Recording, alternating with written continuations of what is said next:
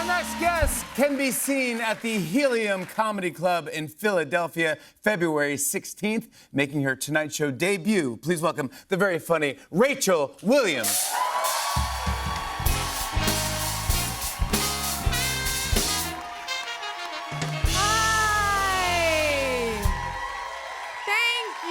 Thank you so much. Thank you. This is such an exciting time in my life. My sister and her wife just had a baby. Yeah. They didn't have sex, we just prayed. And she woke up pregnant, is what we tell my dad.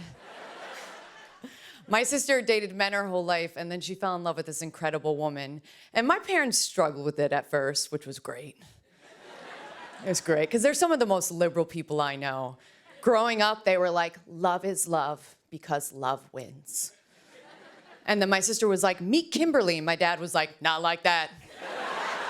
Mm-mm. And I love my boomer parents. I hang out with them all the time. But I'm also in therapy. It's starting to really feel like keep your friends close, but your enemies closer. And I'll tell you one thing, a boomer mom, she'll make you tough. Mine's like a gym teacher from the 70s. She'll look me dead in the eye and be like, no matter what you're going through, good or bad, it doesn't matter as long as you aren't fat.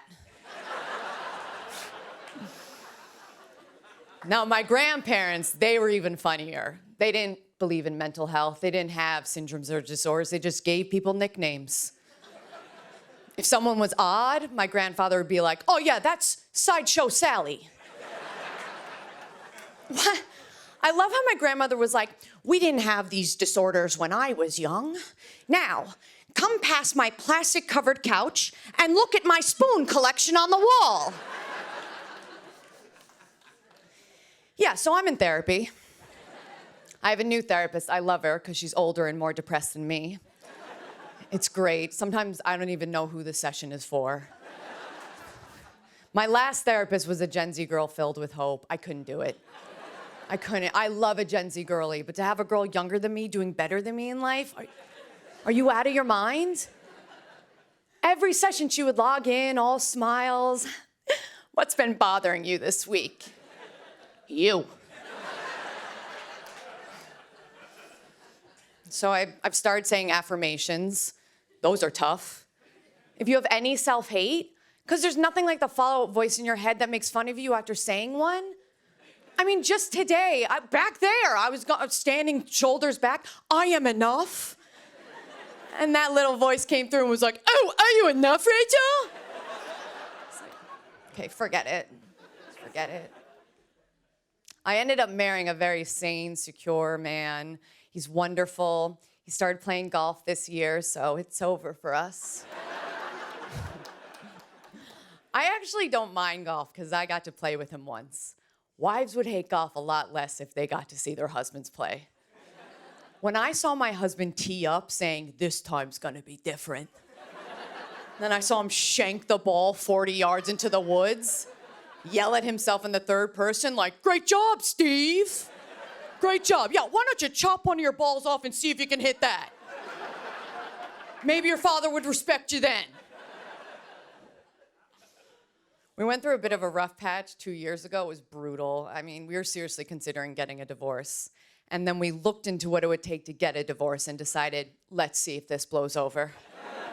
Thankfully, it did. I mean, we got married really young. I'm from a family. As a woman, if you're not married by 25, elders start to panic. Like, grandma will try and set you up with literally anyone. She'll be like, you should date Greg. And Greg is an openly gay man. And when you point that out, she's like, you're too picky. We ended up, my husband and I ended up going to couples therapy. Well, I loved it because I won every time. That's all couples therapy is. You're just arguing in front of a ref. Don't let anyone tell you otherwise. There's a winner and a loser every session. She was like, point, wife, game. She taught us when communicating, use I statements instead of you statements. So now every time we argue, my husband will be like, I feel like I'm dealing with someone who is acting like a bitch right now.